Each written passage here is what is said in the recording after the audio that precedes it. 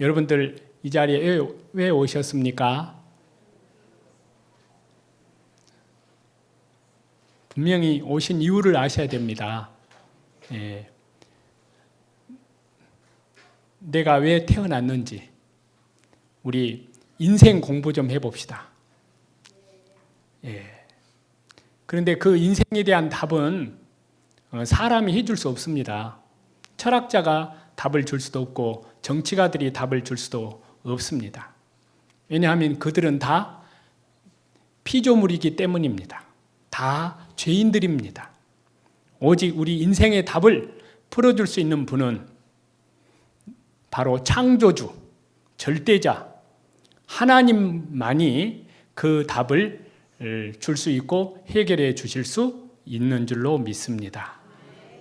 내가 왜 이 세상에 왔고, 왜 태어났고, 왜 살다가, 무엇을 가지고 어디로 갈 것이냐. 나에게 반드시 죽음이 찾아오는데 죽음 건너편에 영원한 세계가 있는데 그 영원한 생명을 얻기 위한 것이 목적입니다. 여러분, 왜 교회를 다니십니까?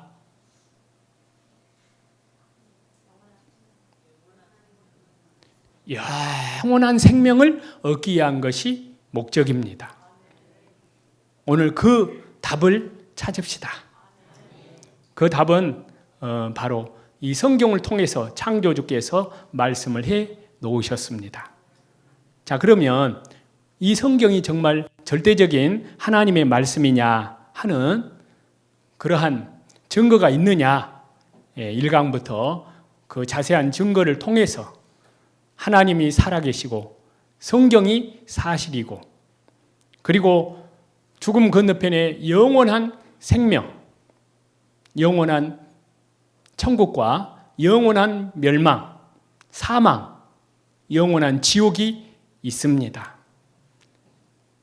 그 모든 것이 정말 사실이라면 우선 눈에 보이는 문제가 급한 문제가 아니라 바로 영원한 생명, 그 문제를 해결하는 것이 가장 중요한 우선순위인 줄로 알아야 됩니다. 자, 그래서 이 성경이 어째서 하나님 말씀인지, 자, 이 세상에 사람들이 지어놓은 수많은 책들, 지구상의 도서관에 가보면 여러분들 가정에도 많은 서재의 책들이 있을 겁니다. 그런데 그 모든 책들은 인간 머리에서 나온 겁니다. 그런데 오직 하나님께로부터 온 말씀은 이 성경뿐이라는 것 아십니까? 자, 그래서 성경은 말씀하시기를, 자, 하나님 말씀 베드로후서 1장 20절에서 21절 보겠습니다. 같이 읽겠습니다. 먼저 알 것은 성경의 모든 예언은 사사로 풀 것이 아니니 예언은 언제든지 사람의 뜻으로 낸 것이 아니요 오직 성령의 감동하심을 받은 사람들이 하나님께 받아 말한 것임이라. 누구에게 받아 말했다고요? 하나님께 받아 말한 것임이라. 우리가 대통령의 말을 받았으면 대통령의 말, 국무총리의 말을 받았으면 국무총리의 말이듯이 이 성경은 하나님의 말씀을 받아서 기록했습니다.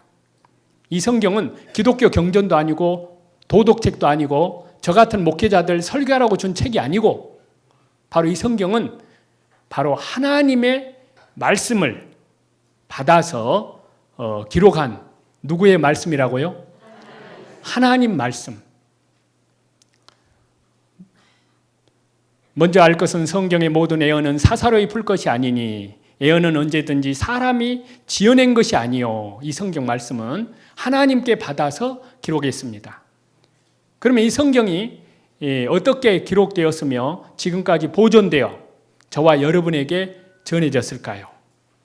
자, 화면을 보겠습니다. 이 성경은 크게 구약 성경 39권, 신약 성경 27권, 66권의 책을 하나님께서 40여 명의 사람들을 동원해서 이 성경을 기록했습니다. 그런데 이 성경이 가깝게는 지금부터 1900년 전, 멀리는 3500년 전에 이 성경이 기록되었습니다.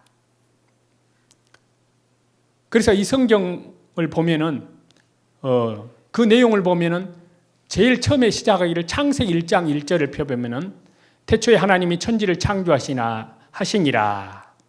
천지 창조의 순서. 창세기 2장은 인류의 역사의 시작, 에덴 동산 사건, 노아 시대 홍수 사건, 바벨탑 사건, 이스라엘 민족을 선택한 사건, 그리고 이스라엘 민족 그 땅에 예수 그리스도께서 오신 사건. 바로 예수 그리스도 이분이 누구시냐? 여러분, 예수 그리스도가 누구신지를 아십니까? 자, 교회 다니시는 분들, 왜 교회 다니십니까? 육신의 복 받기 위해서? 아니면 내가 이 세상에서 어떤 성공을 이루기 위해서? 왜 교회에 다닌지를 모르고 나가는 분들이 너무나 많습니다. 지금 이 자리에도 왜 이 자리에 와 있는지를 분명히 아셔야 됩니다. 자, 예수 그리스도 이분이 누구시냐? 우주 만물을 창조하신 하나님께서 사람의 모습을 입고 이 땅에 오신 참 하나님이시자 참 사람이십니다. 그 예수 그리스도께서 오신 사건, 그리고 그 예수 그리스도를 배척한 죄 때문에 이스라엘 민족들이 2000년 동안 전 세계에 흩어지고 가는 곳마다 비참하게 죽임을 당하고 환난을 당했습니다. 그리고 이스라엘 민족이 이제 때가 되면 다시 회복된다고 했는데 성경에 미리 예언이 되어 있습니다. 망할 것도 미리서 말씀하셨고 회복하실 것도 미리 말씀한 대로 이루어졌습니다. 그리고 세상 끝날에 되어질 정치적인 것, 군사적인 것, 도덕적인 것, 그리고 종교적인 것, 그리고 새하늘과 새 땅. 성경 제일 마지막에는 새하늘과 새 땅이 나타났다. 그렇게 끝이 납니다. 그러니까 인류 역사의 시작부터 인류 역사의 마지막이 이 성경 안에 기록이 되어 있습니다. 그래서 구약 성경 39권, 신약 성경 27권, 66권의 이 성경을 40여 명의 사람들을 이 성경을 통해서 기록하게 하신 겁니다. 그래서 우리에게까지 이 성경이 왔습니다. 지금 현재 3,300개 말로 다 번역이 돼서 아시아, 유럽, 아프리카, 우리 대한민국에까지 이 성경이 왔습니다. 자, 그런데 이 성경 안에는 이 우주의 운명, 지구의 운명, 그리고 저와 여러분의 개인의 운명이 이 성경에 나와 있습니다. 자, 저와 여러분 우주의 운명보다도 지구의 운명보다도 누구의 운명이 중요합니까? 저와 여러분의 운명에 대해서 성경에 이미 말씀을 다 해 놓으셨습니다. 각각 개인의 마지막에 대해서 한번 보겠습니다. 히브리서 9장 27절. 저와 여러분의 개인의 운명입니다. 다 같이 읽겠습니다. 시작. 한 번 죽는 것은 사람에게 정해진 것이요 그 후에는 심판이 있으리니. 저와 여러분 각자 모두 다 죽어요, 안 죽어요? 나는 절대 안 죽는다 하는 분 한번 손 한번 들어보십시오.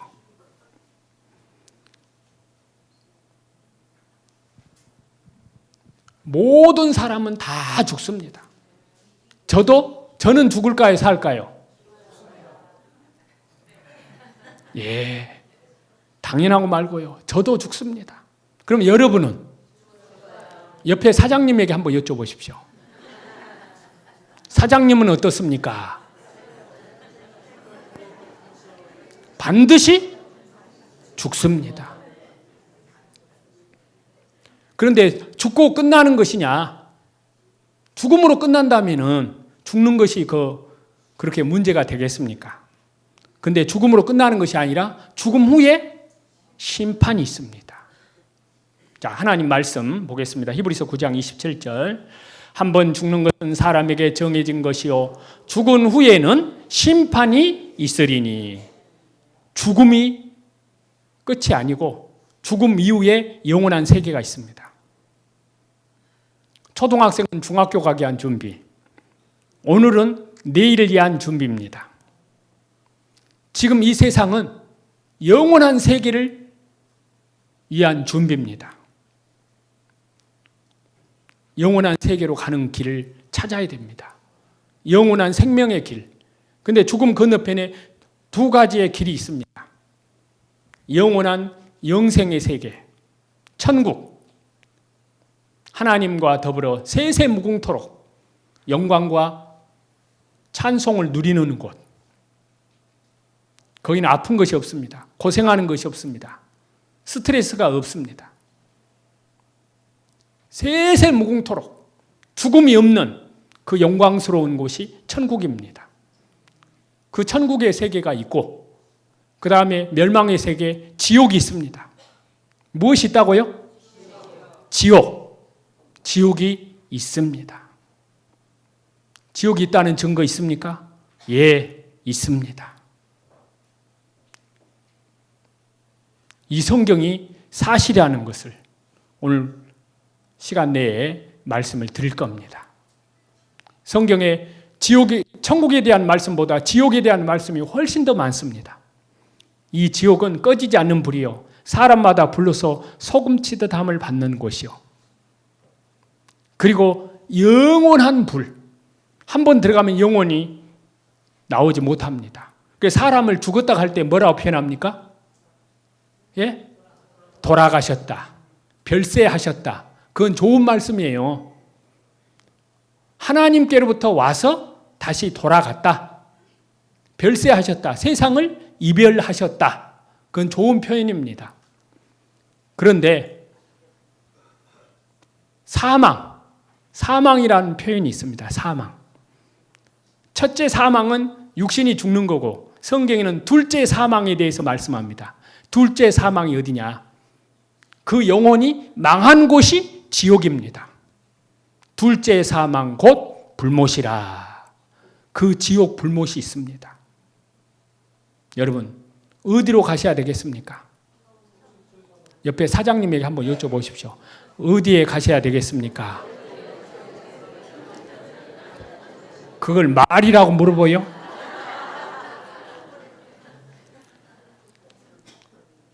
당연하죠. 오늘 그 답을 찾아야 됩니다. 그 답을 오늘 찾기 전에는 옆에 사장님에게 권유해 봅시다. 오늘 돌아가지 맙시다. 자, 자료를 보겠습니다. 현재 당신의 인생의 목표는 무엇인가? 무엇입니까? 취직입니까? 결혼입니까? 성공입니까? 자식 결혼을 시키는 겁니까? 노후의 안정입니까? 어떤 분은 말하더라고요. 대전에서 센터에서 복음을 증거했는데 그분의 목표는 뭐냐? 임페리얼. 자, 임페리얼 되면 죽음이 해결됩니까? 죽음, 제 문제 해결 못하면 어디 갑니까? 영원한 지옥, 사망, 불못으로 갑니다. 옆에 사장님에게 얘기해 봅시다. 사장님, 우리 임페리얼은 못 가더라도 영원한 생명을 얻읍시다.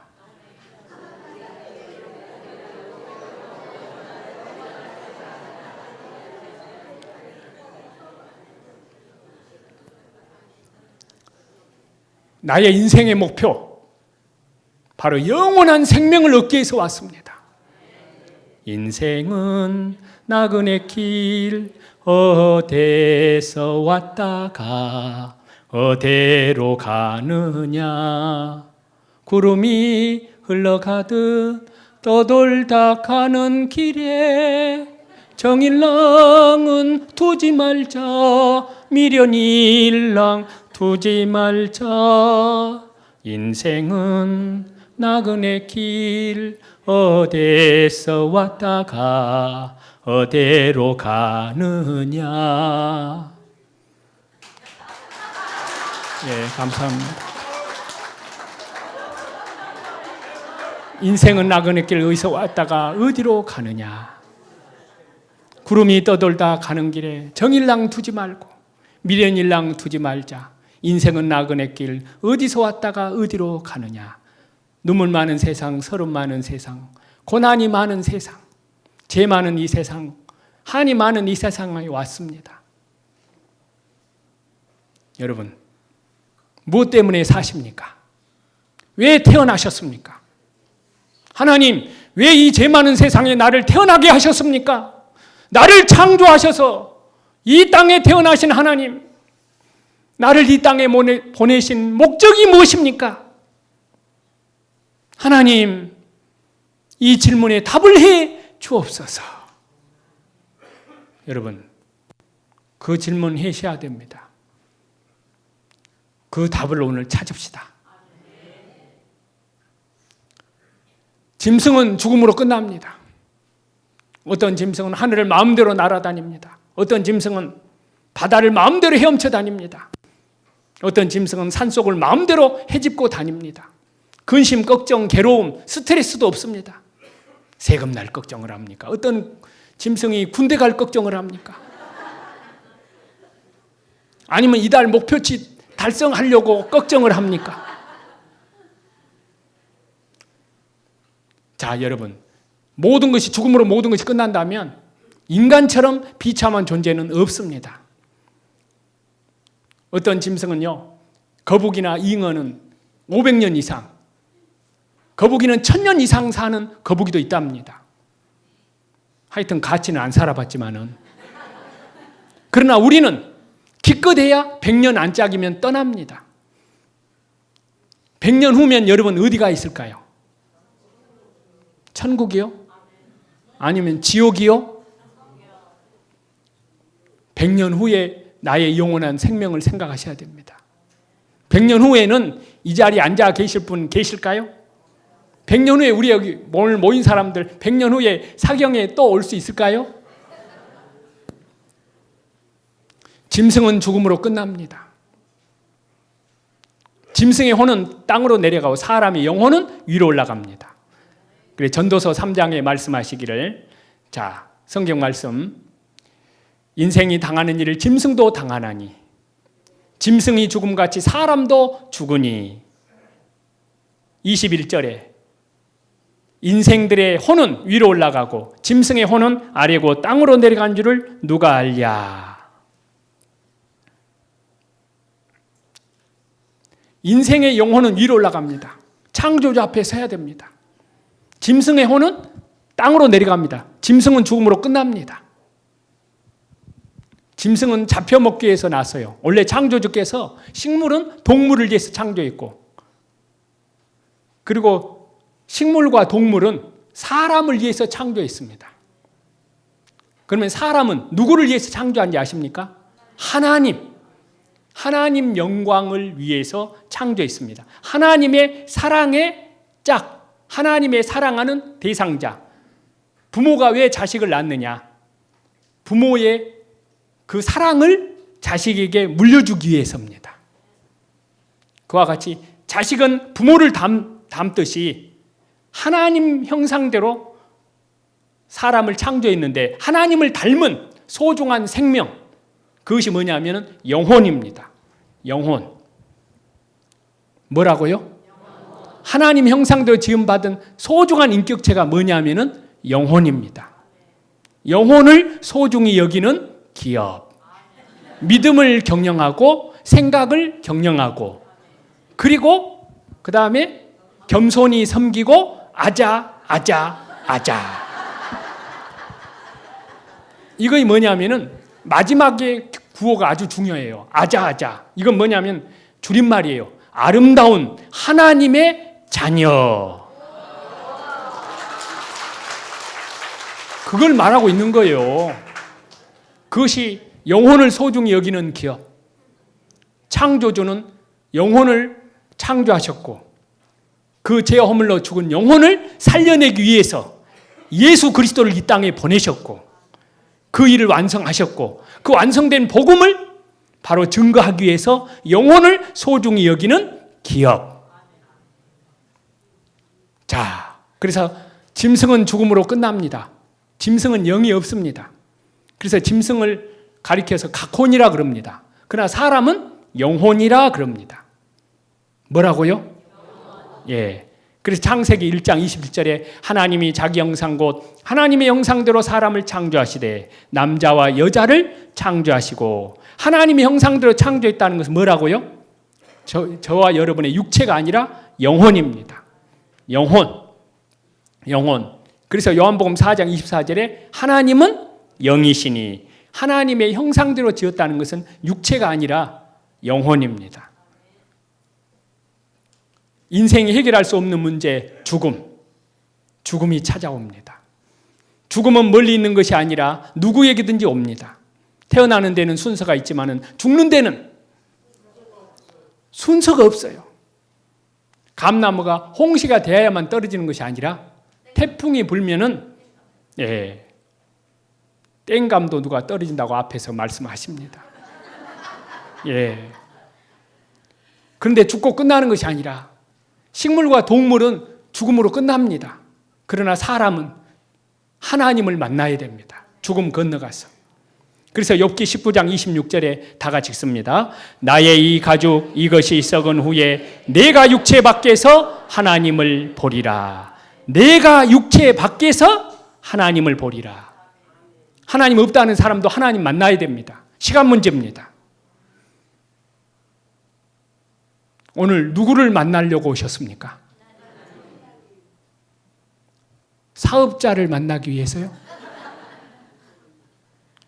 그분도 만나셔야 되겠지만은 바로 창조주 하나님을 만나야 됩니다. 나의 이 가죽 이것이 썩은 후에 내가 육체 밖에서 하나님 보리라. 그래서 죽었다가 살아난 사람들이 우리들 주변에 얼마나 많은지 아십니까? 그래서 신문에도 나왔어요. 사후의 삶을 수백만 명이 경험을 했다. 죽음 뒤에 또 다른 세계가 있다. 천국과 지옥이 실제로 있다고 말합니다. 지옥을 보고 온 사람들, 천국을 보고 온 사람들, 우리가 유튜브에 보면 많이 우리가 그런 것들을 확인할 수가 있습니다. 이런 사람들 말 인용하지 않더라도 성경은 한 번 죽는 것은 사람에게 정하신 것이요 죽은 후에는 심판이 있으리니 하나님 심판대 앞에 섭니다. 내가 육체 밖에서 하나님을 보리라. 영혼이 육체 밖을 빠져나가는 것이 죽음입니다. 그런데 사람들은 생각이 하나님이 없다는 사상 속에 살아갑니다. 그 중에 하나가 우리가 아는 대로 진화론. 자, 그래서 시편 10장 4절에 말씀하시기를 다 같이 읽겠습니다. 악인은 그의 교만한 얼굴로 말하기를 여호와께서 이를 감찰치 아니하신다 하며 그의 모든 사상에 하나님이 없다 하나이다. 자, 하나님 없다는 사상. 사람은 어렸을 때부터 배운 대로 지식이 쌓이고 그 지식이 나중에 세대가 돼가지고 사상이 되는 겁니다. 요즘 말로 예를 들면 좌파니 우파니 주사파니 그걸 배운 대로 그렇게 사상이 쌓이는 겁니다. 그러듯이 우리는 학교 다닐 때 어째요? 창조를 배웁니까? 진화를 배웠습니까? 진화를 배웠습니다. 그런데 이 진화론이 잘못되었다는 걸 아십니까?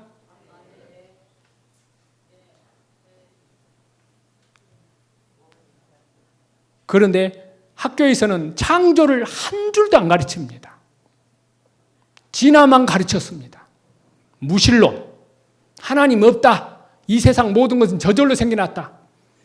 저절로 생겨나서 저절로 태어나서 그리고 어느 날 살다가 죽으면 죽음으로 모든 것이 끝난다. 그런 사상 속에 여러분들이 살아왔습니다. 저도 그랬습니다.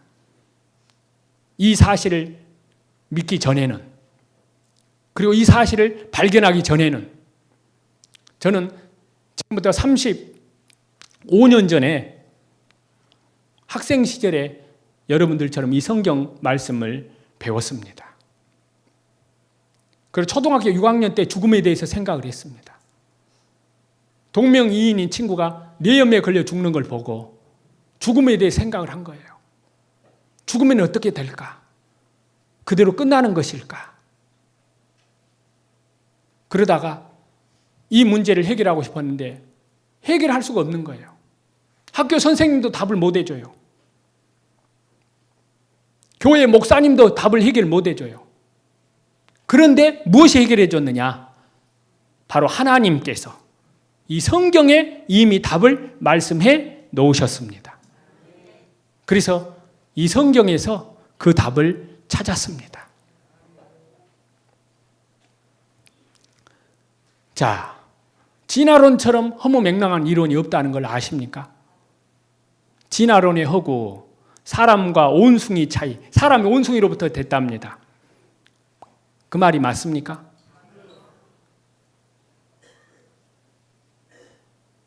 온숭이는 어디서 왔느냐? 예, 포유류. 포유류는 어디서 왔느냐? 양서류. 양서류는 어디서 왔느냐? 파충류. 파충류는 어디서 왔느냐? 어류에서 왔다. 양서류에서 왔다. 아메바에서 왔다. 이렇게. 아메바는 어디서 왔느냐? 저절로 생겨났다. 그렇게 배웠습니다. 그렇게 학교에서 배웠기 때문에 어렸을 때 그렇게 학교에서 가르치기 때문에 그대로 우리는 믿고 우리 속에 딱 무신론이 딱 염색되어 있습니다. 내 속에. 그렇지 않습니까? 하나님, 천국과 지옥, 죽음 건너편의 영원한 세계, 그런 얘기하면 마음속에서부터 어째요? 당연한 것으로 받아들여요? 거부부터 해요? 거부부터 합니다. 왜요? 자기가 지금까지 배워왔던 것하고 안 맞거든요. 그런데 그 진화론이 얼마나 엄청난 커다란 문제가 있다는 것이 다 밝혀졌고 이 진화론처럼 허무맹랑한 이론이 없다는 것. 그래서요, 2008년도에 진화론의 선도적 과학자 16명이 오스트리아 알텐베르크에서 회의를 했습니다. 거기에서 회의를 했는데 진화론을 철저히 주장하는 과학자들입니다. 그들이 결론 내린 내용이 뭐냐면은 진화 생물학에는 커다란 문제점이 있다는 것입니다. 문제점 투성이라는 겁니다. 그래서 진정한 과학자라면 진화론이 잘못됐다는 것을 다 안답니다. 그리고 이것을 거부할 수 있어야 된답니다. 잘못됐다는 걸 아는데 왜 그걸 거부를 못하느냐? 어떻게 되느냐 하면은 지금 학계에는요, 오늘날 진화론 이 패러다임이 지배하는 과학계에서 진화론을 비판하는 학자라면은 매우 많은 비난과 조롱을 받는답니다. 그리고 진화론이 잘못됐다는 것을 분명히 알고 이의를 제기하면은 거기서 쫓겨난답니다. 그리고 그 관련 논문을 학술지에다 게재하지도 못하고 조롱을 받고 연구비를 제한을 받습니다. 학자들이. 그리고 뿐만 아니라 승진도 못하고 심지어는 직장에서 쫓겨나기까지 한답니다. 진화론 이렇게 잘못됐는데 왜 진화론을 이렇게 계속 주장하느냐? 왜냐하면 진화론이 과학적으로 다 잘못됐다는 게 증명이 됐기 때문에 그럽니다. 그래서 역사적으로요, 진화론이 잘못됐고 창조를 믿었던 많은 과학자들이 있습니다. 그래서 그리스도인 과학자들이 얼마나 많은지 아십니까? 예를 들자면 그 사람들 이름만 나열을 하려고 해도요, 오늘 사경에 내내 해도 다 못해요. 대표적인 예로 아이작 뉴턴이라든지 파스칼이라든지 그 다음에 존 레이라든지 이런 과학자들은 진화가 거짓이고 창조가 맞다. 창조를 실제로 실험을 통해서 증명합니다. 그리고 진화론의 이 악한 영향으로 인해서 나타난 결과는 실로 엄청납니다. 진화론을 사상을 받아들이는 이 국가나 사회는 투쟁, 폭력, 살인, 가정 파탄, 음란, 낙태, 대량 학살, 인종차별, 허무주의 이런 것을 받아들이는 결과로 나타납니다. 그래서 이 진화론은 수천만 명을 죽음으로 몰아넣었던 마르크스주의, 나치즘, 이것의 사상적인 기초를 제공했습니다. 이러한 학살에는, 이 진화론 학살에는, 사상에는 중국 공산당에서 이 진화론의 영향 때문에요, 7,700만 명이 학살을 당했습니다. 소련에서는 강제 수용소에서 6,200만 명, 그 다음에 크메르 루즈의 킬링필드 아시죠? 200만 명. 그리고 나치즘에 의해서 히틀러, 바로 진화론, 무신론자에 의해서 2,100만 명이 학살이 되었습니다. 그게 진화됐다고, 이 진화론 사상 때문에. 칼 막스 공산주의 이론이 나오고, 그래서 생명은 자연적으로 발생이 될 수가 없다, 과학자들은. 생명의 자연 발생성은 과학적으로 틀린 주장이라는 것을 과학자들이 자세히 증거합니다. 그리고 생명체를 구성하는 단백질이 우연히 만들어질 수 없다. 예를 들자면 단백질 하나가 우연히 발생할 확률은 10의 130승분의 1이랍니다. 그런데 수학자들 말 들어보면 10분의 1에 10의 50승분의 1보다 낮은 확률은 실제로 일어날 가능성이 없다고 수학자들은 봅니다. 그런데 우연히 한 생명체가 생겨날 확률은 10의 몇 승분의 1이라고요? 130승분의 1. 1 뒤에 동그라미가 130개 하고 1, 그 중에 하나라는 겁니다. 이건 저절로는 일어날 수가 없다는 겁니다. 그리고 단백질이 우연히 생겨났다고 해도 생명체를 만들어낼 수 없다는 겁니다. 또 세포 속의 주요 성분인 RNA라든지 DNA가 우연히 생겨날 수 없다는 겁니다. 그리고 DNA 내에 들어있는 유전 정보들의 이 기원은 누구냐 하는 겁니다. 그래서 모든 생물들은 세포로 구성이 되어 있고 각 생물의 형태, 기관, 기능, 번식, 이것 등에 필요한 모든 정보가 DNA 안에 들어있는데, 이러한 유전 정보는 다인 시대 때는 전혀 알려지지 않았다는 것입니다.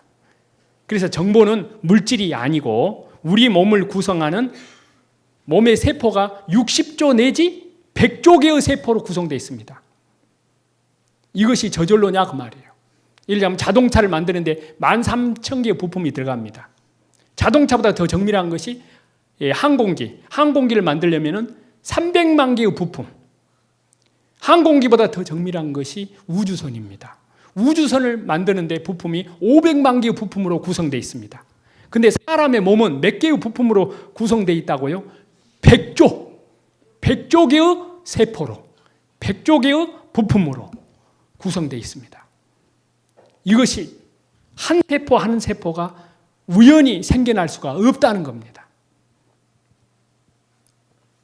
또 산소가 있는 곳에서는 생명체가 발생할 수 없다는 겁니다. 진화론은 해결할 수 없는 딜레마에 직면하게 됐는데요.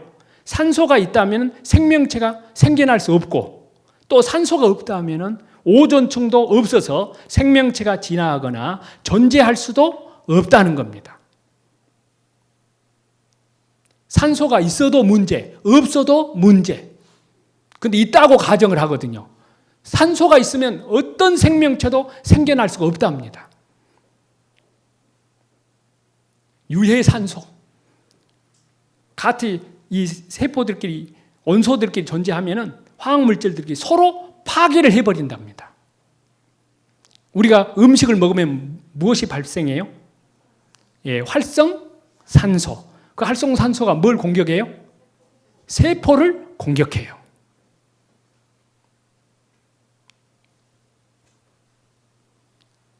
그래서 진화론은 과학적인 사실이 아니라는 것이 알아야 됩니다. 옆에 사장님에게 얘기해 봅시다. 나는 진화론이 진짜인 줄 알았습니다.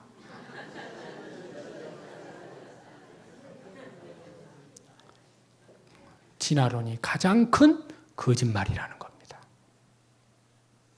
자, 자료를 보겠습니다. 자, 사람이 온숭이로부터 됐다면은 피 자체가 다르고 피가 같아야 됩니다. 혈통도 같아야 됩니다. 진화가 진행 중인 온순이가 있어야 됩니다. 온순이가 사람 됐다고 동사무소에 면사무소에 저 호조가로 왔습니다. 그런 온순이 있습니까? 없습니다. 그리고 이 진화가 사실하면 연속적인 중간 하석이 계속 그 중간 하석이 발견돼야 됩니다. 근데 단 한 건도 그 중간 하석이 발견된 적이 없습니다. 자, 그래서 진화가 진행 중인 온순이가 없다. 그래서 과학자들은 신문에다 발표를 했어요. 한번 다 같이 읽어보겠습니다. 시작. 인류의 진화론은 잘못이다. 인류의 진화론은 잘못이다. 중간 형태의 화석이 없고 확률적인 가능성만 의존한다. 진화론은 과학적 근거가 희박하다. 아미노산의 단백질화 확률이 어쩐다고요? 1에 130승분의 1. 10에 50승분의 1은 수학계에서는 뭐라고요? 없다. 불가능하다. 제로다. 근데 10에 130승분의 1입니다. 저절로 생겨날 확률은. 그래서 창조되었다는 창조주 하나님,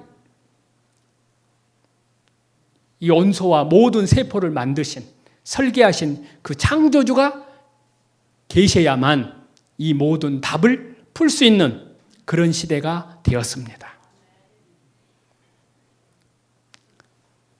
그래서 진화론은 죽었다. 진화론은 가짜입니다. 시편 14장 1절 다 같이 읽습니다. 어리석은 자는 그 마음에 이르기를 하나님이 없다 한도다. 이 세상 가장 어리석은 사람은 하나님 없다는 사람. 창조론 과학적 근거 있다. 창조론 과학적 근거가 있다. 그리고 과학적으로 과학자들이 이 성경을 자세히 설명을 합니다. 하나님께서 이 성경에 보면은 하나님은 자연과학자입니다. 하나님은 생명공학자입니다. 하나님은 우주과학자입니다. 하나님은 우상이 아닙니다. 마치 사람들이 생각을 하나님 하면은요, 부처님을 믿는 사람들 보면은 마치 아주 인자한 모습으로 그려놓고 자기 마음에서 상상해서 만들어 놓고 섬깁니다. 그렇게 믿는 사람들이나 오늘날 하나님을, 이 성경에 나타난 하나님을 제대로 아는 것이 아니라 자기 기호에 맞게 나에게 복을 주는 하나님, 내 사업을 성공하게 하는 하나님, 그 하나님을 의지하면서 마음속에 그리는 그 하나님도 이 성경에 나타난 참 하나님이 아니면 그 하나님은 참 하나님일까요? 우상일까요? 우상입니다. 자, 한번 여쭤봅시다. 사람이 만든 신을 섬겨야 될까요? 사람을 창조하신 하나님을 믿어야 될까요? 그런데 여러분은 사람이 만든 신을 섬기고 있습니다. 그 중에 하나가 눈에 보이는 그 매개체가 뭡니까? 맘모니즘. 머니, 돈이 아닙니까? 돈이 지금은 하나님 자리에 앉아 있습니다. 돈이 많으면 굿밥. 돈이 없으면 아무리 많이 배우고 그분이 아주 인격적이어도 어째요? 예, 그건 모르겠습니다. 저는. 자, 어쨌든 지금 그렇습니다. 그런데 하나님께서 모든 만물을 다 창조하시고, 자, 저는 진화론을 아주 복잡하게 설명했습니다만 우리 조상들은 간단하게 진화론이 잘못됐다는 것을 설명을 했습니다. 결론입니다. 같이 읽겠습니다. 콩 심은 데 콩 나고, 팥 심은 데 팥 난다. 온숭이 심은 데, 사람 심은 데, 돼지 심은 데. 진화론이 뭐냐면 돼지가 새끼를 낳는데 고양이 낳았다는 것이 진화론입니다. 그러니까 우리는 그런 말도 안 되는 그런 말에 세뇌가 돼가지고 자기의 소중한 영혼을 창조주 앞에 이뤄지면 안 됩니다. 자, 우리 기지개 한번 펴겠습니다. 오신이라고 고생하셨는데요. 뒤로 한번 기지개 한번 펴겠습니다. 앞으로 하십니다. 앞으로. 뒤로. 자, 오른쪽으로 하십니다. 오른쪽으로. 왼쪽으로. 뒤로 한 번 더 합니다. 앞으로 한 번 더 합니다. 자, 자료를 보겠습니다. 그러면 이 우주 만물은 어떻게 시작되었을까? 창세기 1장 1절이 답입니다. 태초에 하나님이 천지를 창조하시니라. 전체 물리학자들이 말하는 우주의 창조 이론은 성경의 창세기와 비슷하다. 과학자들이. 그래서 성경에는 여러분 오늘날 현대 과학자들이 이 우주를 연구해 보니까요. 우주에 불가사의한 공간이 있다. 미국의 3대 천문대에서 관측 결과 밝혀져 북두칠성 뒤에 지름이 3억 광년, 별도 별로 없이 텅 빈 상태다. 그랬는데요. 지구에서 4억 광년 되는 거리, 빛이 1년 동안 가는 거리를 1광년. 그러면 빛이 얼마나 빠른 속도로 달리냐면 똑딱 하는 순간에 지구 7바퀴 반을 돌아요. 초속 33만 킬로미터. 근데 4억 년 되는 거리에 있고 지름이 3억 광년이랍니다. 현대 과학자들이 이걸 현대 과학으로 이해가 안 된답니다. 북쪽 하늘에 허공이 펼쳐져 있다는 것이 밝혀졌어요. 북두칠성 뒤 북편 하늘입니다. 지름이 몇억 광년이라고요? 3억 광년. 3억 년 동안 가는 거리에 있답니다. 지름이. 근데 별이 없어요. 텅 빈 상태에 북쪽 하늘에. 그런데 여러분 성경에 이미 있습니다. 그것도 3,500년 전 성경에 이미 있습니다. 여러분 이 집의 구조를 알려면 뭘 갖다 보면 알죠? 설계도. 그와 같이 하나님께서 이 성경에 말씀을 해놓았어요. 창조의 증거를 하나 보겠습니다. 다 같이 읽습니다. 그는 북쪽을 허공에 펼치시며 땅을 아무것도 없는 곳에 매다시며 그는 하나님은 북쪽 하늘 허공에 펼쳤습니다. 현대 과학이 이제서 이걸 밝혀냈거든요. 그래서 너희는 눈을 높이 들어 누가 이 모든 것을 창조하였는가 봐라. 주께서는 수요대로 만상을 이끌어내시고 그들의 모든 이름을 부르시나니 그의 권세가 크고 그의 능력이 강함으로 하나도 빠짐이 없느니라. 우리 영상 하나 보겠습니다. 우리가 살고 있는 지구는 태양계에 속해 있습니다. 1년에 한 바퀴씩 태양 주위를 돌고 있죠. 태양계는 태양이라는 별을 중심으로 돌고 있는 천체들의 모임입니다. 암석으로 만들어진 수성, 금성, 지구, 화성은 내행성계. 거대한 행성인 목성부터 토성, 천왕성, 해왕성은 외행성계로 구분하기도 합니다.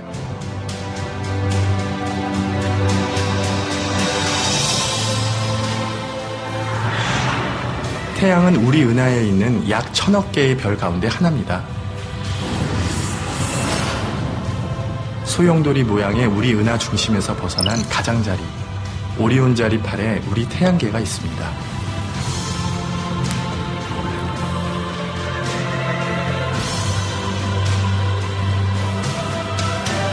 밤하늘을 가로지르는 별무리, 은하수입니다. 은하수는 남반구에서 더 잘 보이는데요. 남반구가 우리 은하 중심을 향하고 있기 때문입니다. 남반구에서 별자리를 찾으려면 남십자성을 기준으로 삼아야 합니다.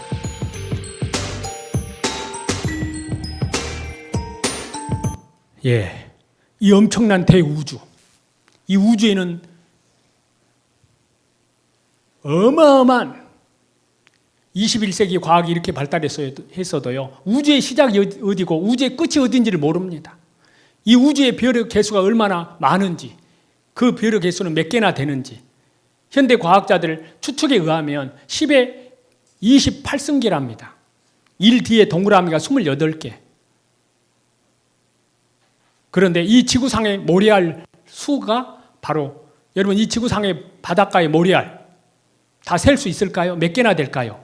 과학자들 말 빌려보면 10의 28승계 정도 된답니다. 1 뒤에 동그라미가 28개 한번 세볼까요? 1, 10, 100, 1000만, 10만, 100만, 1000만, 억, 10억, 100억, 1000억, 조, 10조, 100조, 천조, 경, 십경, 백경, 해, 십에, 백에, 몰라, 아니 천해, 그다음에 몰라입니다. 이 별의 개수를 세려면 초당 20개를 세는 속도로 세어도 몇 년 걸리느냐? 100만 조년이 걸린답니다. 100만 조년. 셀 수 없어요. 그런데 성경이 이미 말씀했습니다. 에레미야 성경이 말씀하시기를 하늘의 만상은 셀 수 없으며 바다의 모래는 측량할 수 없나니. 그런데 하나님은 그 별의 개수를 세시고 이름대로 부르신다 했습니다. 과연 창조주 하나님 아니십니까? 그분이 살아계십니다. 그래서 너희는 눈을 높이 들어 누가 이 모든 걸 창조했는가 봐라 그랬습니다. 이 우주의 별의 개수는 엄청난데 별도 크기도 엄청나게 큽니다. 잠깐 그 영상 하나 보겠습니다.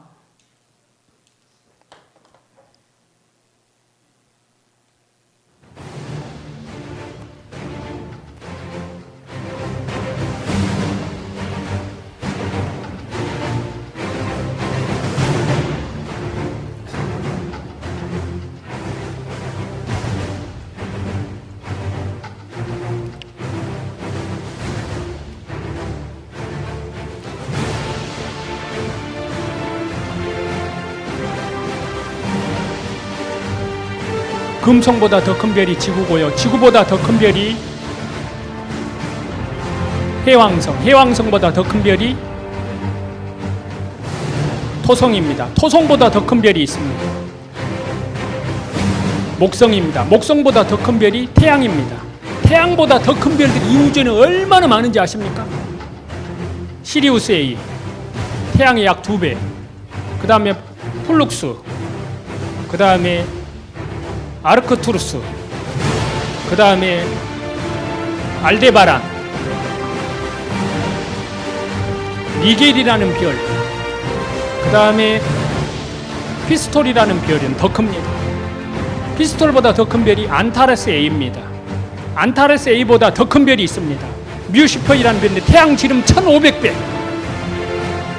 그 다음에 우주에서 현재까지 가장 큰 별로 알려진 케니스 메이저리스라는 별입니다.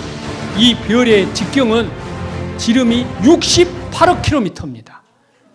지름이 몇억 킬로라고요? 근데 이 한 바퀴를 돌려면은 시속 900km를 달리는 항공기로 몇 년 걸리냐? 1100년 걸린대요. 이 우주에서 그렇게 큰 별들이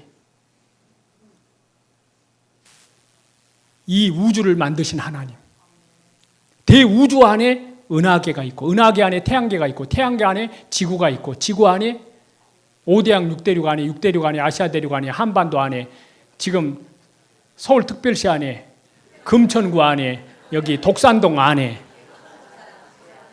먼지 같은 존재입니다. 그래서 하나님은 말씀하십니다. 이사야서 40장 15절에 다 같이 읽습니다. 보라, 그에게는 열방이 통의 한 방울의 물과 같고 저울의 적은 티끌 같으며 섬들은 떠오르는 먼지 같으니. 먼지 같은. 자, 지구 공부 한번 해봅시다. 옛날 사람이 생각한 지구 모양은 이렇게 생각했습니다. 하늘 나는 교통수단이 없었던 옛날 지구가 둥글다고 생각한 사람은 없었습니다. 바다 끝은 떨어져 죽는다고 그랬습니다. 이렇게 생각하기 이전에 이렇게 생각하고 있을 때 성경이 기록이 되어 있습니다. 성경은 뭐라고 말할까요? 그리고 현대 과학자들은 뭐라고 말합니까? 지구가 지금 공간 속에 달려 있습니다. 어떻게 달려 있습니까? 이렇게 달려 있습니다. 그런데 성경은 뭐라고 말할까요? 욥기 26장 7절에 보면은 자, 다 같이 읽습니다. 그는 북쪽을 허공에 펼치시며 땅을 지구를 아무것도 없는 곳에 매다시며 무엇으로 매달아 놓았습니까?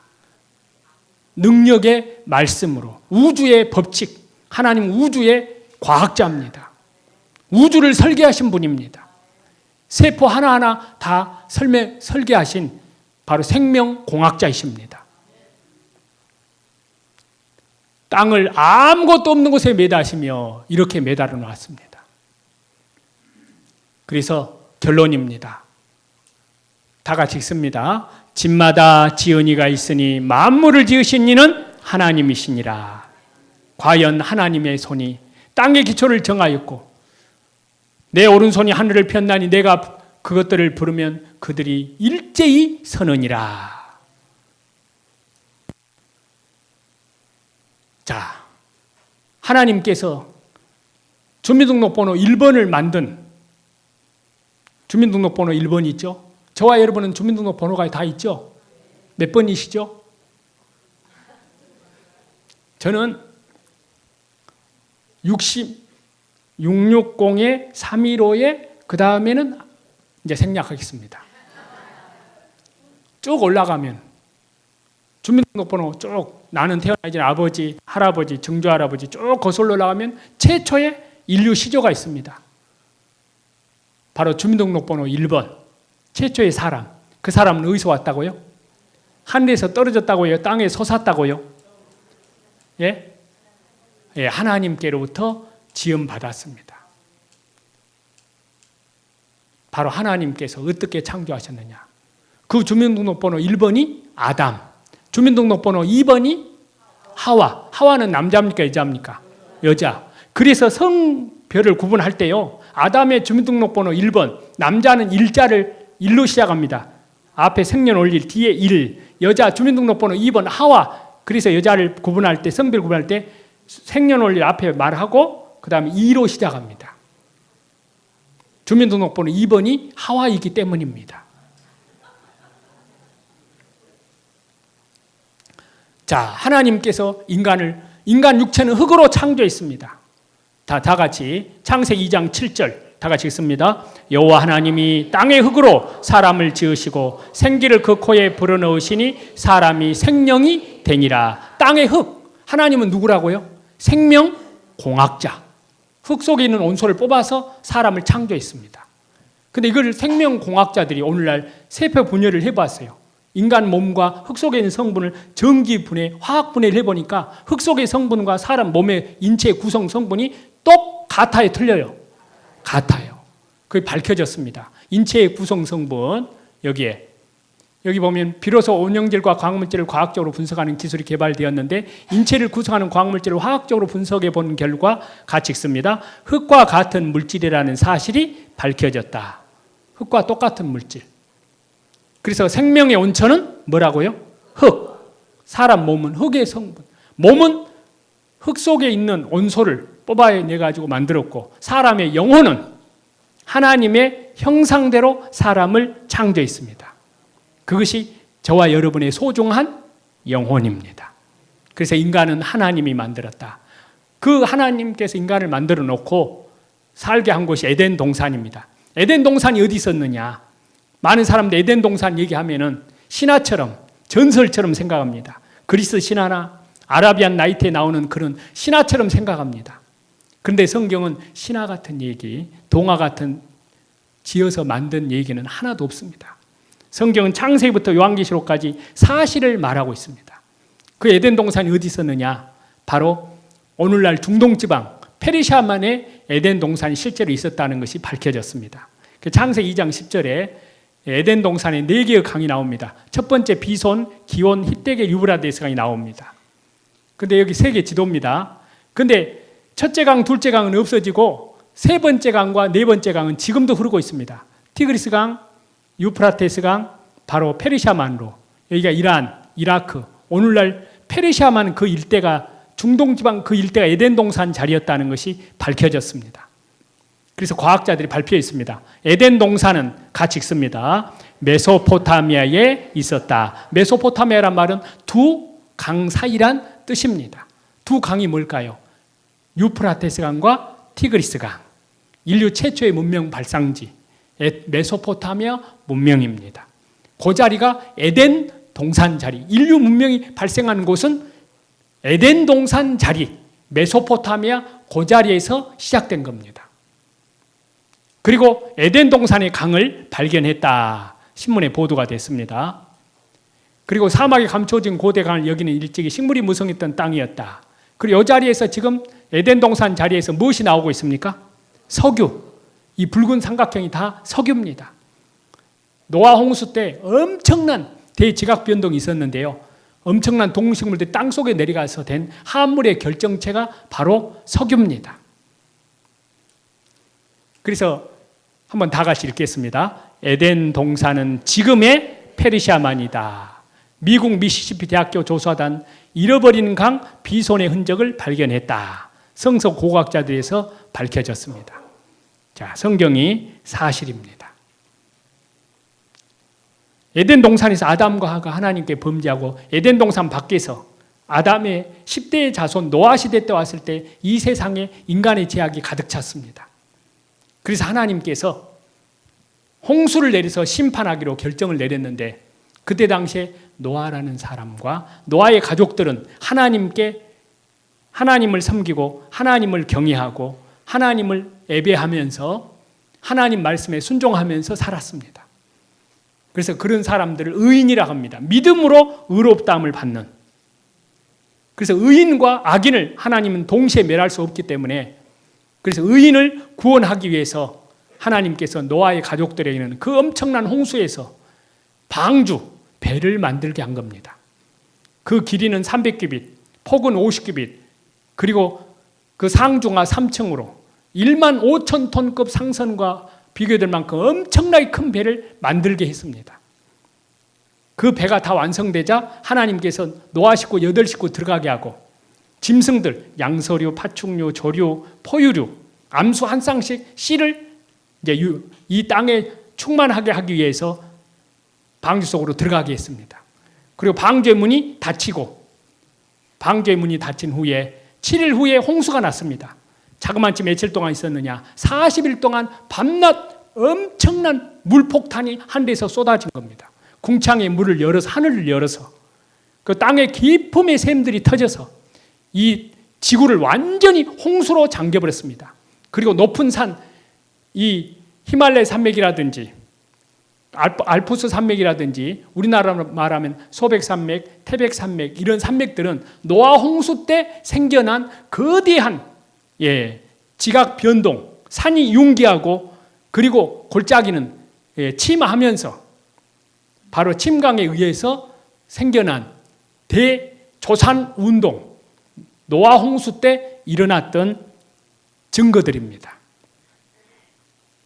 자, 그런 일이 있었다고 성경은 말씀합니다. 자, 창세기 7장 17절 다 같이 읽습니다. 홍수가 땅에 40일 동안 계속된지라 물이 더 많아져 땅에 넘침에 방주가 물 위에 떠다녔으며 물이 땅에 더욱 넘침에 천하의 높은 산이 다 잠겼더니 노아 시대 때 엄청난 대홍수 사건, 이것이 과연 사실이냐 하는 겁니다. 사실로 밝혀졌습니다. 지구상 곳곳에 노아의 홍수에 대한 그 화석상의 증거들, 지질학상의 증거들, 생태학상, 그리고 화석상의 증거들이 다 밝혀졌습니다.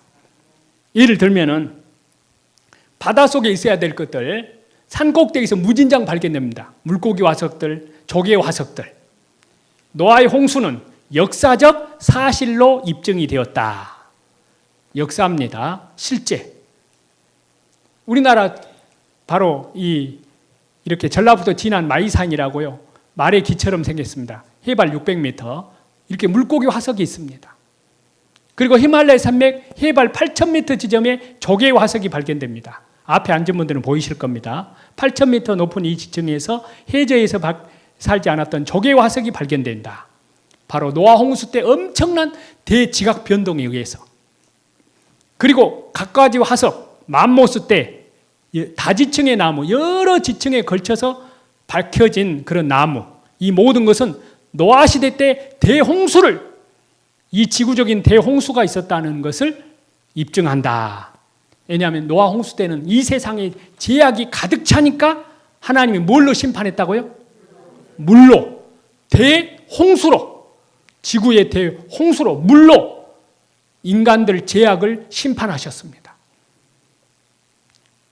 그리고 그때 당시에는 사람이 노아 홍수 이전까지 900살까지 살았어요. 몇 살까지요? 창세기 5장에 보면 900살까지 나오거든요. 가장 오래 산 사람이 무두셀라 969살까지. 아담은 몇 살까지 산지 아세요? 예, 930. 예, 감사합니다. 예, 박수 한번 보냅시다. 예. 그런데 그때 당시에 900살 사는 것이 가능했느냐? 현대 과학자들이 생태학적으로 조사를 해보니까 900살이 가능하다는 것이 밝혀졌습니다. 노아 홍수 이전에 인간 수명 900살이 가능했다. 왜냐하면 노아 홍수 전에는 하늘엔 물층이 존재했기 때문이다. 창세기 2장에 보면 나오거든요. 1장에 보면 궁창 위에 물이 지구를 둘러싸고 있었기 때문에 지구 전체가 온도가 일정했다는 겁니다. 오늘날처럼 추위, 더위, 여름, 겨울 온도 변화가 없었다 그 말입니다. 온도가 일정했습니다. 그래서 그때 당시에 화석들이 발견되는데요. 잠자리 화석입니다. 노아 홍수 이전의 잠자리 화석. 이 잠자리 날개 화석 길이를 재보니까 요즘 잠자리는 다 어째요? 손 안에 들어와요, 안 들어와요? 들어오죠? 예. 그런데 이 잠자리는 날개가 1m, 어른 팔뚝, 여기서 이 정도 돼요. 그때 당시에. 잠자리가 이 정도면 동물과 식물들은 어쩌겠습니까?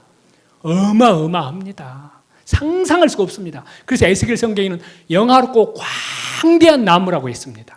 동식물들, 맘모스 동물들, 공룡, 그들이 지하 땅속으로 내려가서 된 것이 바로 화합물의 결정체가 뭡니까? 역청, 석유. 창세기 14장 10절에 보면 시딤 골짜기는 역청구덩이가 많은지라. 바로 에덴 동산 노아 홍수 때 바로 된 화합물의 결정체가 석유입니다. 그리고 노아 홍수에 대한 가장 확실한 증거는 노아의 방주에 대한 행방입니다. 나무는 잣나무로 만들어 있습니다. 그리고 길이 300규빗, 1규빗은 어른 팔꿈치 정도 됩니다. 그래서 이 방주가 어디에 머무르게 했다고요? 아라랏산. 물이 땅에서 물러가고 점점 물러가서 150일 후에 줄어들고 7월 곧 그달 17일에 방주가 무슨 산에 머물렀다고요? 아라랏산. 아라랏산, 한라산, 백두산. 근데 이 아라랏산은 어디에 있느냐? 우리나라 백두산 2744m. 근데 백두산의 2배입니다. 2배 높이가. 5165m. 터키라는 나라에 있습니다. 터키. 근데 그 5000m가 넘은 산에는 1년 내 얼음이 녹아요, 안 녹아요? 안 녹아요. 한여름에도 눈이 3000m 이상은 냉동으로, 얼음으로 딱 얼려 있습니다. 한여름에도, 삼복더위, 가마솥 더위에도 아라랏산 3000m 이상은 얼음으로 덮여 있기 때문에, 그런데 하나님께서 그 방주를 이 산에 머무르게 한 겁니다. 아라랏산에. 그 얼음 속에 노아의 방주가 지금까지 그대로 썩지 않고 천연 냉동고 속에 그대로 발견이 됐다면 노아 시대 때 홍수 사건은 사실입니까? 거짓입니까? 노아의 방주 사건, 이것이 사실로 밝혀졌습니다. 자, 신문에도 보도가 많이 되고요. 방송에도 보도가 많이 됐습니다. 자, 1974년 신문입니다. 노아의 방주 아라산정 얼음 속에 있다. 무엇 속에 있다고요? 얼음 속에. 그래서 지금까지 있습니다. 노아의 방주는 실제로 있었다. 그리고 노아의 방주 터키 아라산에서 찾았다. 구약 성서에 나오는 것과 모양, 크기가 같다. 그리고 해발 5165m의 관광객이 붐빈다. 한여름에도. 자, 잠깐 방송에 보도된 거 잠깐 보겠습니다. 우리의 계속되는 노아의 방주 탐색은 나무 한 그루 없는 산봉우리 위에 그 중심점을 두고 있습니다. 이곳은 이란과 옛 소련 제국의 경계선이죠. 아라렛산은 약 5000m 높이로 솟아있으며 24평방마일을 차지하고 있습니다. 우리는 갈대아의 대제사장이자 역사학자인 베로수스가 기원전 475년에 그 장소를 방문했다는 것을 알고 있습니다. 빙하의 높은 곳에 놓여진 방주를 알아보는 것은 어렵지 않았다라고 말하면서 자신이 발견한 장면을 상세히 기록했습니다. 고대 많은 유명한 사람들은 그 신성한 산으로 여행을 떠났습니다. 서기 1269년 잘 알려진 탐험가 마르코 폴로는 그의 여행기에서 노아의 방주가 아라렛산의 눈 덮인 봉우리에 놓여 있다고 기술했습니다. 예. 그 다음에 중국 뉴스에도 보도가 됐습니다. 중국 뉴스, 홍콩 탐험대, 그다음에 터키 탐험대, 그다음에 중국 세 나라 이 사람들이 탐험대들이 합동 조사단을 구성해 가지고 그 아라산에 직접 올라가서 노아의 방주 있는 지점을 찾았고 그 속에까지 들어가서 동영상으로 촬영을 해왔습니다. 그래서 기자회견을 한 내용이 오늘날 중국에서는 성경을 반대하는 국가입니다. 애국에서 복음을 증거하면 쫓겨나요. 추방을 당합니다. 그런데 그 중국 공영방송에 보도가 됐습니다. 잠깐 보겠습니다. 好，下面说说诺亚方舟吧。这诺亚方舟呢，说在历史文献中的记载已经超过了2000年了。而那部电影2012的推波助澜呢，也让现在大家对诺亚方舟的兴趣是有增无减。传说诺亚方舟在大洪水之后停泊在土耳其的亚拉腊山上。 而就在昨天，说土耳其这个亚勒省政府在北京宣布，一支由香港和土耳其联合组成的方舟探险队就在这座山上，还真发现了诺亚方舟。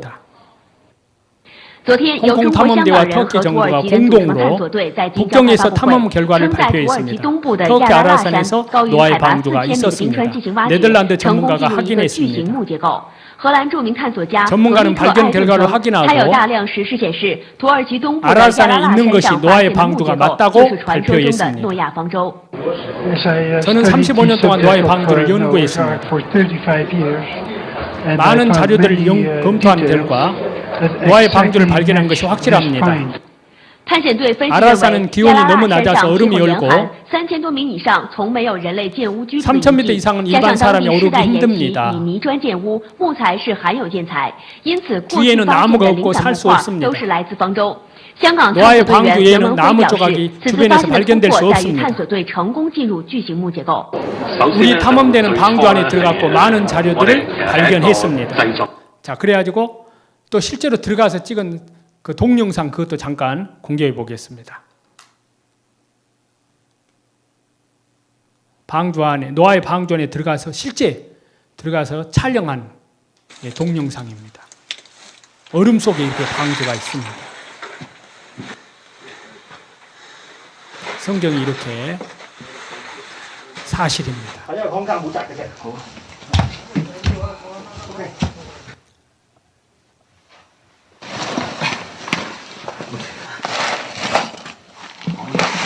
Mình cứ lọt cánh này. Dạ. 嗱，見到兩邊都係牆係木，但係下邊咧， 노아의 下邊 방주 係咪木嚟嘅咧？ 아닙니다. 我都見到側邊嗰啲都係木嘅。呢個都係信號位嚟嘅。 우리는 지금 방주 안에 들어왔습니다. 跪下嘅大佬， 여성 앵커가 我見到嘅咧， 얘기하고 있습니다. 방주 안에 나무 계단이 있습니다. 呢度係一條木嘅樓梯，聽唔聽到？有木聲。 들어보세요. 나무 소리.好， 이렇게 증명해 보이고 있습니다. 성경이 사실입니다. 그리고 이 산이 아라라산입니다. 이 산이. 그리고 얼음 속에 이렇게 노아의 방주가 엄청나게 큰 배예요. 15,000톤급. 1톤 트럭이 15,000대가 들어갈 수 있는 어마어마하게 큰 배입니다. 세월호가 6,800톤이라면 노아의 방주는 그 7,000톤이나 세월호보다 더 큰 배입니다. 그 큰 배가 노아의 방주입니다. 그리고 그 안에 들어가서 그리고 노아 식구들이 그때 당시에 실제로 먹고 남겼던 그런 식물들 그리고 동물들을 메어 두었던 말뚝들 이렇게 그래서 과학자들은 결론을 내립니다. 성경 속의 기록 정확성이 높다. 여러분 성경이 사실입니다. 여러분 이래도 성경이 거짓입니까? 노아의 방주에 대한 이 사실 이래도 여러분들 못 믿겠다면 여러분 친분이 있으신 분들끼리 합동조사단을 구성하십시오. 자, 노아 시대 때 대홍수 사건 그것이 사실입니다. 이제 노아 식구 8식구를 제외하고는 노아 홍수에서 사람은 다 죽임을 당했습니다. 8사람 노아의 식구 노아의 세 아들 노아 그 다음 노아의 부인 세 아들 셈, 함, 야벳, 그 다음에 세 아들 다 장가갔습니다. 세 자부 몇 사람입니까? 8사람. 8사람에서 백성이 온 땅에 퍼진 거예요. 그 창세기 9장 18절 19절 방주에서 나온 노아의 아들들은 셈과 함과 야벳이며 함은 가나안의 아버지라. 노아의 이 세 아들로부터 사람들이 온 땅에 퍼지니라. 세 아들로부터. 그래서 노아의 홍수와 세계 인구, 지금 세계 인구가 80억입니다. 80억. 그러면 8사람에서 세계 인구 80억이 나올 수 있느냐? 실제로 계산을 해보니까 정확하게 노아 시대 때로 거슬러 올라가 보면은 정확하게 8사람이 나온답니다. 몇 사람 나온다고요? 8사람. 노아 식구 8사람. 그래서 노아의 세 아들, 그 당시에 8명의 식구, 0.5%의 인구 증가율을 감안할 때 5,000년 후면 현재 인구가 가능하다. 노아 홍수 사건은 지금부터 약 5,000년 전이거든요. 지금부터. 노아 시대로 거슬러 올라가면 80억 인구가 노아 시대로 가면 정확하게 8사람이 나온다는 겁니다. 그래서 노아의 세 아들, 셈의 후손은 아시아 쪽으로 흩어집니다. 함의 후손은 아프리카 쪽으로, 야벳의 후손은 유럽 쪽으로. 그래서 피부가 하얗고 노랗고 까만 이유가 뭐냐? 너무 많이 태웠다냐, 덜 익었다냐, 적당하게 익었다냐, 그것이 아니라 바로 멜라닌 색소의 양, 피부에 분포하는 그 이추에 의해서, 그래서 혹독한 환경에 적응하다 보니까 다양한 인종을 형성해 나갔습니다. 그리고 그때는 대륙이 한 대륙이었습니다. 일대양, 일대륙. 성경 창세기 보면 천하의 물이 한 곳으로 모였다. 한 대륙, 한 바다였습니다. 그런데 노아 후손 이후에 하나님께서 6대륙으로 나눈 겁니다. 그래서 이렇게 흩어진 겁니다. 오늘날 각 대륙에 흩어져서 사는 겁니다. 어쨌든 한 사람 자손입니다. 노아의 세 아들. 그래서 누가복음에 보면은 우리는 셈의 후손입니다. 동양은 셈의 후손. 셈의 후손은 누구로부터 왔냐면 노아입니다. 노아는 쭉 올라가면 레멕, 무두셀라, 에녹, 야렛, 마할랄렛, 가이난, 에노스, 셋, 그 다음에 셋 위는 아담, 인류의 시조. 주민등록번호 1번입니다. 그 위는 누구라고요? 하나님. 하나님께로부터 왔습니다. 그리고 그때는 말도 하나였습니다. 그래서 창세기 11장에 보면 온 땅의 언어가 하나이요 말이 하나이었더라. 근데 니므롯이라는 사람이 주동이 돼가지고 탑을 쌓습니다. 자, 이제 우리는 흩어지지 말고 우리 인간들끼리 똘똘 뭉쳐서 이 세상을 한번 잘 사는 세상으로 만들어보자 해서 탑을 쌓습니다. 돌 대신에 벽돌로, 진흙 대신에 역청으로 탑을 쌓습니다. 그 탑이 그 유명한 바벨탑 사건입니다. 그때 하나님께서 강림하셔서 말을 각 나라 말로 바꿔버린 겁니다. 그래서 오늘날 6,800개의 방언이 그때 생겨났습니다. 바벨탑을 쌓았을 때. 그래서 언어를 혼잡하게 하셨는데 이 바벨탑을 쌓았던 이때 하나님을 찾는 사람이 한 사람도 없는 시대에, 그리고 과학자들이 실제로 언어를 분석을 해서 뿌리를 찾아가 보니까 오늘날 6,800개 언어가 있지만은 바로 노아 시대 때로 가면은 정확하게 하나의 언어의 장벽에서 만난답니다. 한 뿌리에서 만난답니다. 자, 인류의 언어의 뿌리는 몇 개라고요? 하나다. 성경의 언어가 하나였고 말이 하나였다는 증거입니다. 그리고 바벨탑을 쌓았던 그 바벨탑은 이라크 알리 부근에 있었다라는 것이 밝혀졌습니다. 성경이 사실입니다. 옆에 사장님에게 얘기해 봅시다. 성경이 진짜네요. 한 번 더요. 옆에 사장님에게. 성경이 사실이네요. 이렇게 해서, 그런데 이 하나님을 찾는 사람이 한 사람도 없는 여기에서 한 사람 불러냅니다. 인간은 하나님을 떠날 힘은 있지만 하나님께 돌아오는 힘이 없어요. 그래서 이 세상의 모든 종교는 인간이 하나님을 찾아갑니다. 그런데 성경은 하나님께서 인간을 찾아오셨습니다.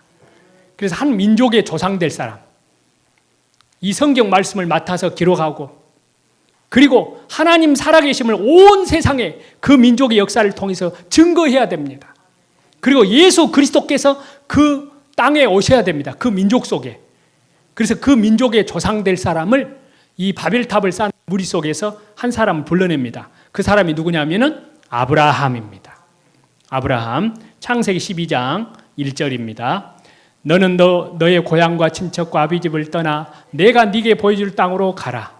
내가 너로 큰 민족을 이루고 내게 복을 주어 내 이름을 장대케 하리니 너는 복이 될지라. 그렇게 해서 만민 가운데서 아브라함을 불러내고, 아브라함이 이삭을 낳고, 그리고 이삭이 야곱을 낳고, 야곱이 12아들을 낳습니다.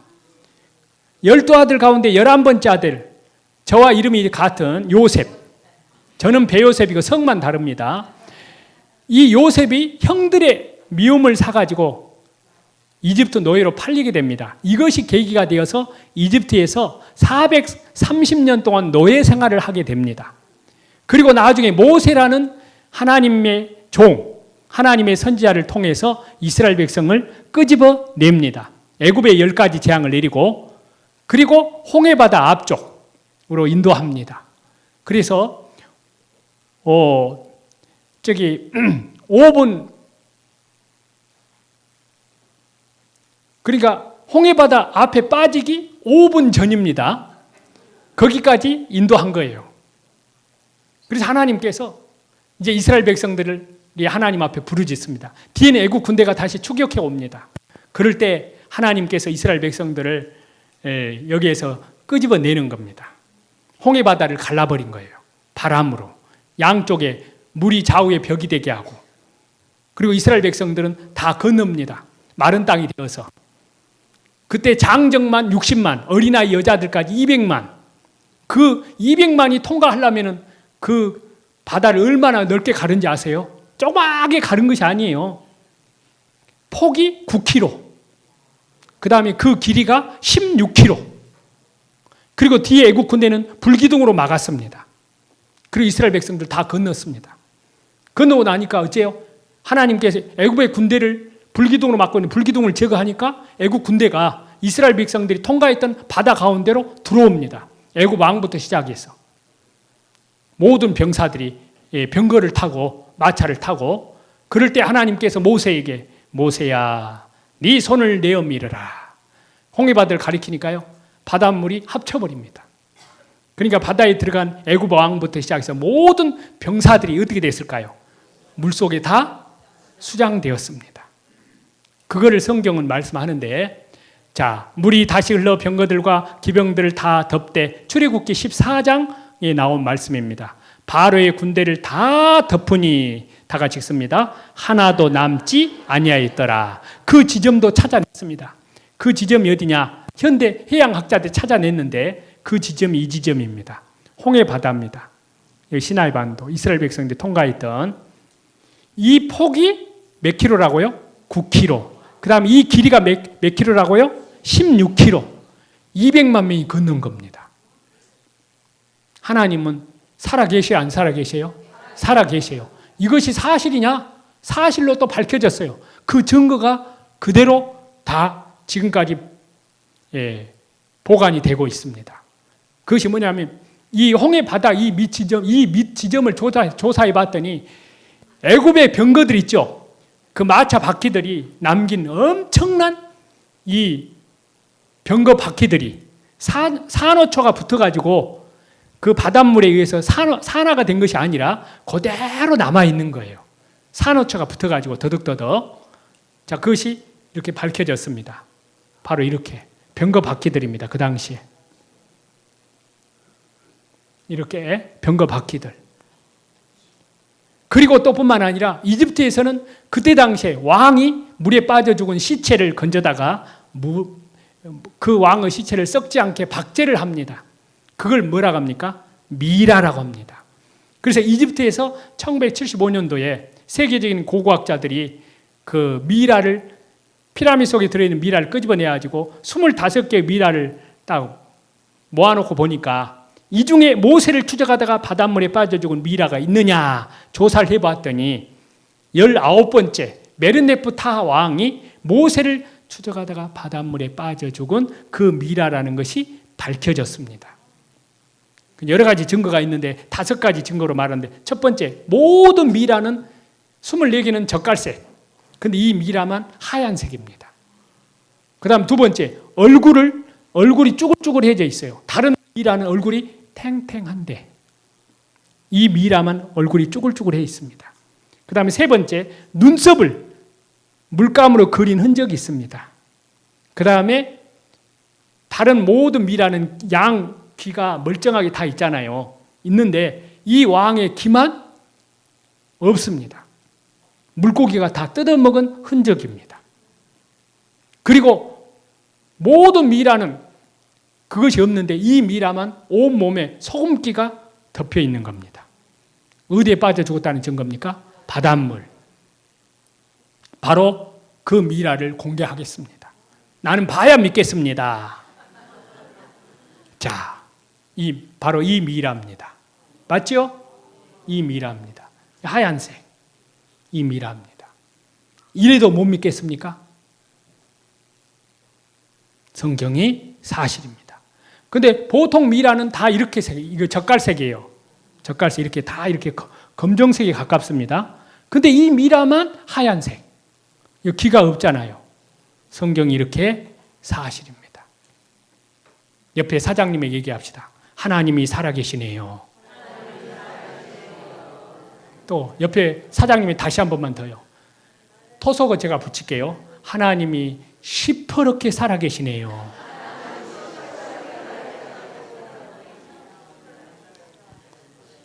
이것이 사실입니다.